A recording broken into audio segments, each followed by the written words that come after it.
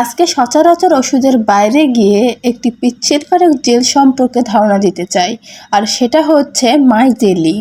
এই মাই জেলিটি কোন ধরনের নারী পুরুষরা ব্যবহার করতে পারবেন, কখন এবং কিভাবে ব্যবহার করবেন, ব্যবহারের সময় কোনো পার্শ্ব প্রতিক্রিয়া হয় কিনা, দীর্ঘদিন এই জেলটি ব্যবহার করলে কোনো ক্ষতির সম্ভাবনা থাকে কিনা এবং এই জেলটি কোথায় পাওয়া যায় এই সম্পর্কে বিস্তারিত তথ্য জানাবো আজকের ভিডিওতে। তো চলুন কথা না বাড়িয়ে ভিডিও শুরু করা যাক। এই মাই জেলি জেলটি বাজারে নিয়ে এসেছে শরীফ ফার্মাসিউটিক্যালস লিমিটেড। মাই জেলি জেলটি দৈহিক মিলনকে সহজতর এবং আরামদায়ক করার জন্য পিচ্ছিলকারক হিসেবে ব্যবহার করা হয়। ইহা কন্ডোম অথবা কন্ডোমের সাথে ব্যবহার উপযোগী। কন্ডোমের সাথে ব্যবহারের ক্ষেত্রে ইহা পিচ্ছিলকারক হিসেবে কন্ডোমের বাইরে প্রয়োগ করতে হয়।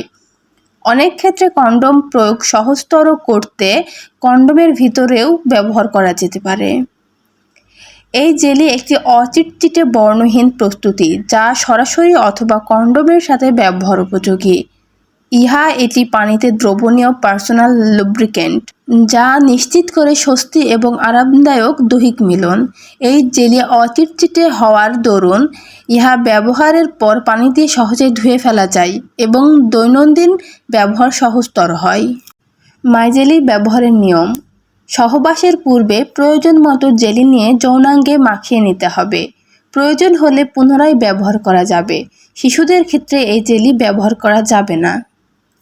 পার্শ্ব প্রতিক্রিয়া: এই জেলির তেমন কোনো পার্শ্ব প্রতিক্রিয়া দেখা যায়নি।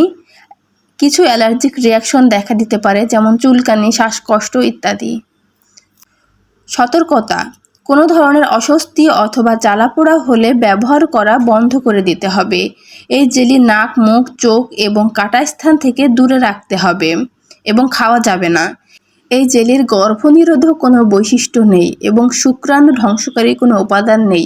শিশুদের কাছ থেকে দূরে রাখুন। বোতল অথবা টিউবের শিপি ভাঙা থাকলে তাহলে ব্যবহার করবেন না।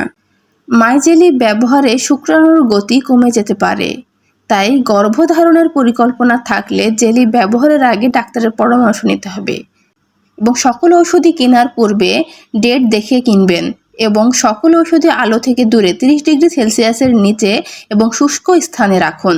ফ্রিজে রাখবেন না, শিশুদের নাগালে বাইরে রাখুন।